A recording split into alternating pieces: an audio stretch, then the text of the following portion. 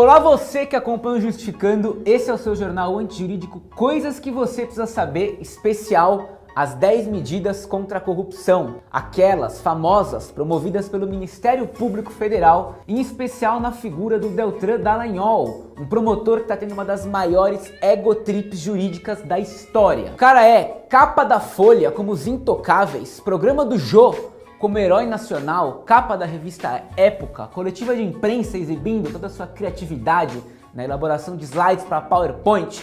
O cara tá rodando o Brasil, dando suas palestras em country clubs e igrejas evangélicas, porque o céu não é o limite para Deltan. Por conta disso, não é à toa que ele conta com o apoio de grandes juristas desse país, como José Maier, Suzana Vieira, Luana Piovani e Marcos Palmeira, que também pedem para que você assine as 10 medidas contra a corrupção.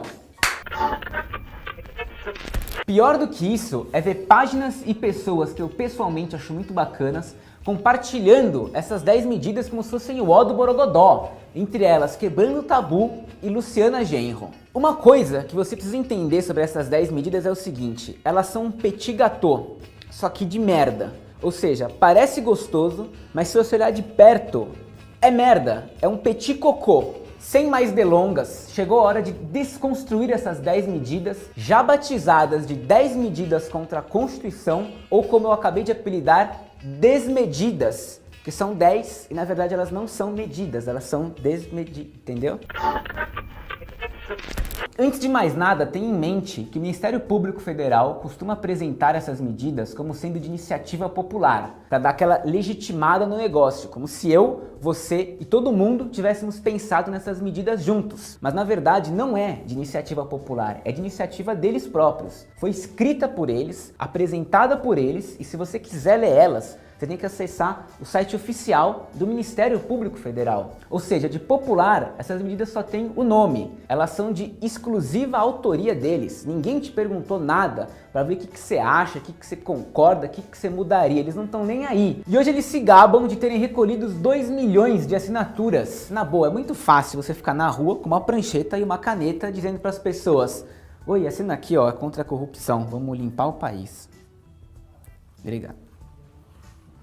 O Brasil tem 200 milhões de pessoas. 200 milhões de pessoas são contra a corrupção. Até os corruptos são contra a corrupção. Então quem reuniu 2 milhões de assinaturas, reuniu na verdade 1%. Daí eles pegaram esses 2 milhões de assinaturas e entregaram, sabe para quem?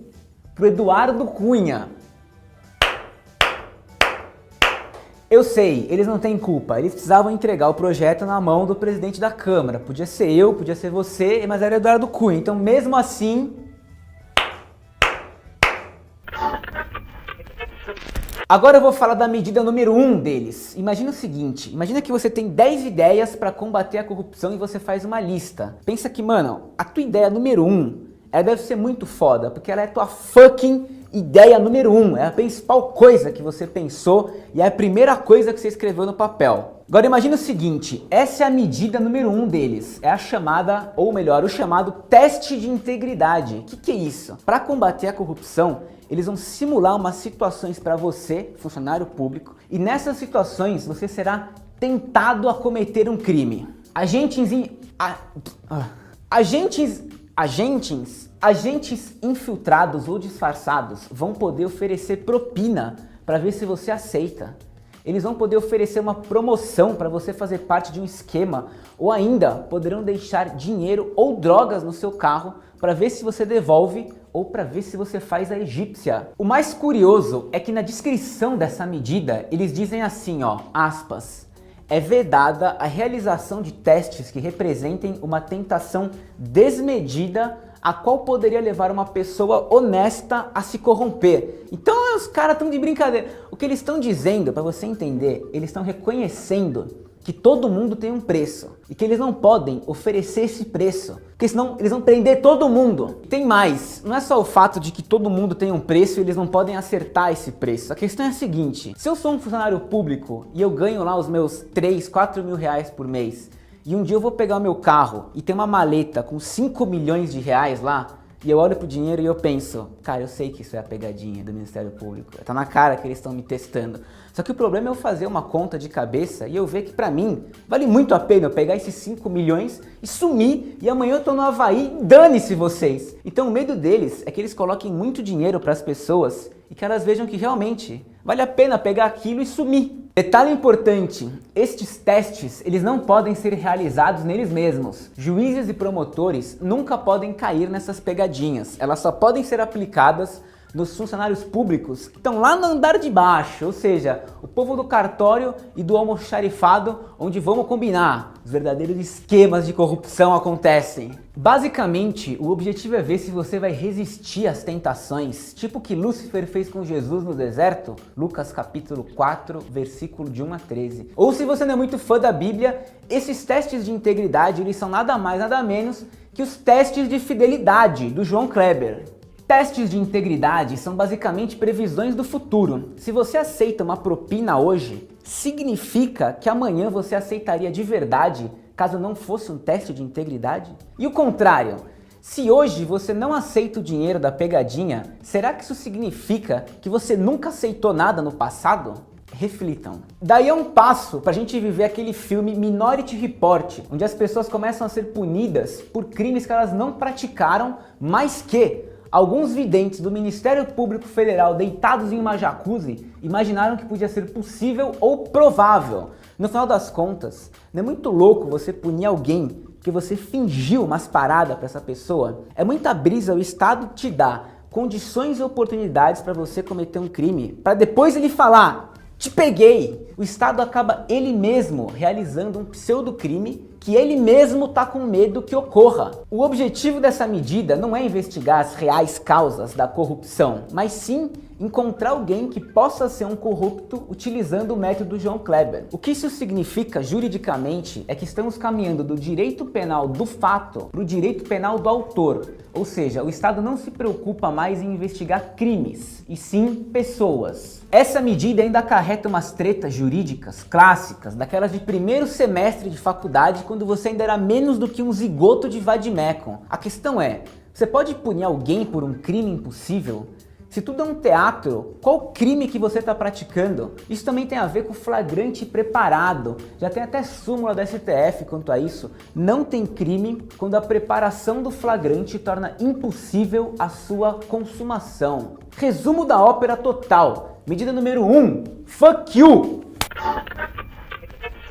A próxima medida deles é manter a fonte em sigilo absoluto. Na prática, o que isso significa? Que pode existir a possibilidade de você ser condenado com base na palavra de um informante confidencial que você não faz a menor ideia de quem é. Cara, é um direito básico você saber quem está acusando você. É o ponto de partida para você e seu advogado entenderem como você vai se defender do que está acontecendo. Agora faz o seguinte, pega esses testes de integridade da medida número 1, que você não sabe quando, como ou onde você participou, se é que você participou, e bata no liquidificador com o fato da fonte que te denunciou ser confidencial. Resumindo, você está dentro do livro O Processo, de Kafka. Você acaba sendo um experimento das autoridades. Você pode ser preso por algo que não aconteceu e denunciado por alguém que você não faz a menor ideia de quem é. Como que você se defende disso? Portanto, medida número 2, fuck you too very much. Antes de eu continuar, coloca na gaveta a sua noção de que o Brasil prende pouco. Estamos caminhando para a terceira maior população carcerária do planeta. A gente prende muito, a gente adora prender, a gente acredita nisso como uma solução. A gente é burro. Com essas 10 medidas, vários mecanismos de defesa serão mutilados, entre eles o habeas corpus, mas eu vou falar disso mais pra frente. Se hoje a gente prende muito, véi, com essas 10 medidas você vai ver o que é prender como se não houvesse amanhã. E o Ministério Público Federal e o Deltran são muito desonestos no debate dessas medidas. Porque se você critica elas, parece que você está defendendo o corrupto, sabe? O pensamento binário, 0101. Só que essas 10 medidas, elas não afetam somente os crimes de corrupção. Elas mexem em tudo. Elas mexem no tráfico, elas mexem no roubo, elas mexem no furto. Os caras são completamente loucos. Eles estão achando que eles vão prender o Al Capone, meu. Só que aqui é Brasil, aqui é a fucking cidade de Deus, cara. Se essas 10 medidas passam, essas mudanças legislativas elas vão ferrar ainda mais os negros e os pobres. Só que os intocáveis, Eles são incapazes de fazer esse recorte social e racial sobre os verdadeiros efeitos de mudar as regras do jogo. Mas agora bora ficar puto de verdade, meu. Os caras estão propondo a morte do habeas corpus. Basicamente é o seguinte, pensa num recurso louco. Pensa no habeas corpus, meu, conquista histórica, o negócio tem 1000 anos. Pensa de novo que a gente tem a 4ª maior população carcerária do mundo e a única coisa que salva essa galera é esse recurso, é o habeas corpus, e mesmo assim salva muito pouco. E aí chegam os caras do Ministério Público para dizer, não, calma, habeas corpus pode, só que a partir de agora não pode contra a decisão que prende aqui, contra a decisão que prende lá, então não pode nos casos que eu falo isso, nos casos para trancar não sei o que. Então quando que pode esse negócio agora, meu? Os caras esvaziaram o habeas corpus. Mano, as grandes decisões históricas desse país aconteceram com a corte julgando o habeas corpus, porque foi um HC que chegou lá e fez uma conquista animal. Que o habeas corpus é isso, é um recurso, meu, que contesta mesmo, é pedrada na vidraça, é incomodar o status universal. A próxima medida chama confisco alargado e extinção do domínio. E o que vai rolar na prática é o seguinte, eles vão poder pegar de volta o dinheiro que você roubou do Estado. E você deve estar pensando, pô, que ideia, essa ideia é boa, uma ideia boa, cara, pega esse robô, pega de volta, como ninguém pensou nisso antes? A questão é, já pensaram nisso antes? Isso já tá até no código, meu. Abre aí, Código Penal, artigo 91, efeitos da condenação, já existe isso, cara. Indenizar o dano do crime e devolver a grana para os cofres públicos. Hoje, se o Estado provar que o seu dinheiro é resultado do lucro de algum crime, você precisa devolver esse dinheiro. A medida nova que eles estão propondo diz que eles podem pegar de volta o dinheiro sem origem lícita, independente se você já foi condenado pelo crime que eles acham que você cometeu. Hoje a lógica é a seguinte, o seu dinheiro é honesto até que o Estado prove o contrário.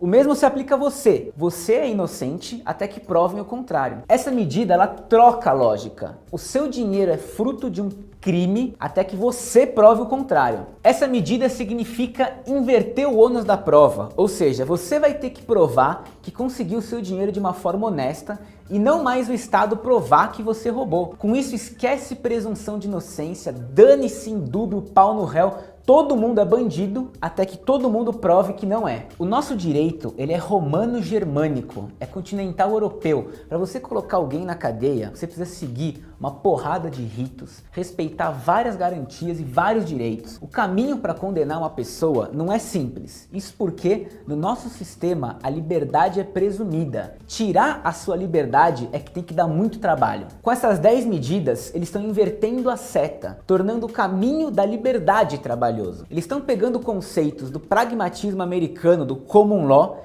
e misturando com o nosso sistema e vai dar merda. Porque eles estão criando umas aberrações jurídicas escrotas. Essa medida que eu vou explicar agora tem tudo a ver com a medida anterior, que é criminalizar o enriquecimento ilícito. E o raciocínio é, vamos criminalizar o enriquecimento ilícito porque assim dá pra gente punir as pessoas mesmo quando não der pra descobrir ou provar quais atos de corrupção que essa pessoa cometeu. Ou seja, se você tem uma renda que não bate com a sua fortuna na conta, você é automaticamente um bandido. Eles partem do suposto de que o enriquecimento ilícito é prova indireta da corrupção. E essa é uma lógica perigosa de fazer, porque se você começa a dizer que tal comportamento é prova indireta de outro, você está criando um clima em que todos são suspeitos. Essa medida, como tantas outras do projeto, são mecanismos de facilitação de provas, para basicamente ferrar quem eles estão acusando. Na pressa de facilitar as provas da acusação, eles atropelaram umas paradas básicas, presunção de inocência e princípio da culpabilidade. O direito que você tem de ser condenado e punido apenas pelo que você realmente fez, e não pelo que eles acham que indiretamente você possa ter feito. A real é que com a Lava Jato eles viram que não é fácil provar. Provar é difícil, dá trabalho. Então o que eles estão propondo é mudar as regras do jogo, o que é uma baita incompetência, porque a gente vive num mundo que é basicamente impossível você fazer alguma coisa sem deixar rastro. Qualquer movimentação, ligação, e-mail, mensagem, depósito, tudo deixa um rastro. Cara, nunca foi tão fácil provar alguma coisa como é hoje em dia, e mesmo assim eles não conseguem. Daí eles agem igual uma criança que está perdendo o jogo e começa a querer mudar as regras. Gente, os caras estão propondo o uso da prova ilícita de boa fé. É brincadeira, beira o ofensivo. Depois da ditadura que o Brasil passou e que tantos outros países da América Latina passaram, os caras me vêm falar de prova ilícita. Pô, vão se fuder. Validar isso é um atraso que parece que quem tá propondo essas medidas é o Bolsonaro. E eu vou falar uma parada. O que o Ministério Público se tornou é um enorme Bolsonaro. Pronto, falei. Uma das ideias deles também é aumentar a pena por crime de corrupção, sabe? Aumentar a pena, galera. Em que planeta que aumentar a pena do crime de corrupção torna mais fácil você descobrir crimes de corrupção? Você ligou que uma coisa não tem nada a ver com a outra? Digo mais, a Lava Jato ela vem criando essa atmosfera punitivista de combate à corrupção e com ela esses delírios de aumentar a pena achando que você vai resolver algum problema. É umas ideias, mano, joga pra torcida que o povo vai gostar e enquanto bater palma tá funcionando. Prisão preventiva para assegurar a devolução do dinheiro. Eles querem adicionar mais uma possibilidade de prisão preventiva. A prisão preventiva para evitar que o dinheiro suma. O que vamos combinar é muita ingenuidade você achar que prendendo alguém você evita que o dinheiro suma, que a pessoa está presa, ela não está morta. Basta um telefonema para alguém, um amigo, um familiar, qualquer pessoa com poderes para mexer na sua conta, que ela mexe e a grana desaparece. A grande crítica dessa medida é que ela pode ser usada para prender você até você confessar ou colaborar sobre onde está o dinheiro, mesmo que você não tenha cometido nenhum crime. Prisão preventiva, prisão cautelar, esquece esses nomes por um segundo. Prisão é prisão. Se você está preso, ferrado, numa jaula, não faz a menor diferença o nome técnico do que está acontecendo com você. Para sair de lá, tem gente que confessa qualquer coisa. É uma alteração na lei que pode claramente ser usada como uma forma de prender por causa de dinheiro. Ou mais louco ainda, prender alguém que você não sabe se é culpado por causa de um dinheiro que você não sabe se tem relação com o fato que você está investigando e muito menos se esse fato que você está investigando é um crime. Pressionar psicologicamente uma pessoa com prisão para que ela confesse algo é o retorno de tempos sinistros.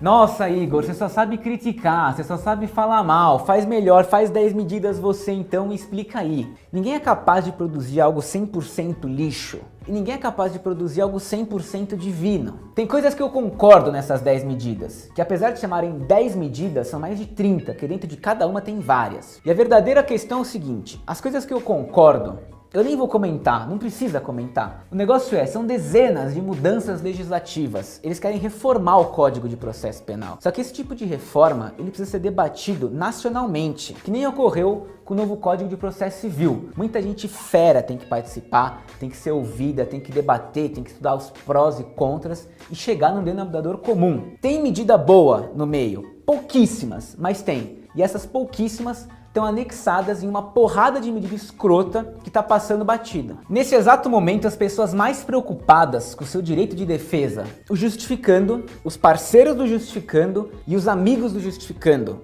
Ou seja, é uma bolha desse tamanhinho. O resto do mundo tá batendo palma. Só que a gente tem 1 milhão de coisas para se preocupar, que no momento a gente só tá na contenção. Então se depender da gente, você vai estar muito ferrado. Então o mínimo que você tem que fazer é parar de bater palma para essas 10 medidas, que elas estão muito erradas. É hora de pedrada na vidraça, galera. É revolução! Revolução totalmente desnecessária. Se você, junto com a minha mãe, assistiu esse vídeo até o final, tem surpresa para você. A gente vai sortear 3 livros do nosso parceiraço Pedro Estevão Serrano. O livro é Autoritarismo e Golpes na América Latina. Sensacional. Para você concorrer, deixe seu comentário no Facebook marcando 3 amigos seus que são a favor das 10 medidas da corrupção. Quem sabe assim, assistindo o vídeo, os caras não ficam meio desconfortáveis e a gente começa aos poucos uma mudança de consciência, afinal de contas, era de Aquários. E é isso aí, semana que vem, tamo de volta. Coisas que você precisa saber. A gente nunca tá de volta na semana que vem.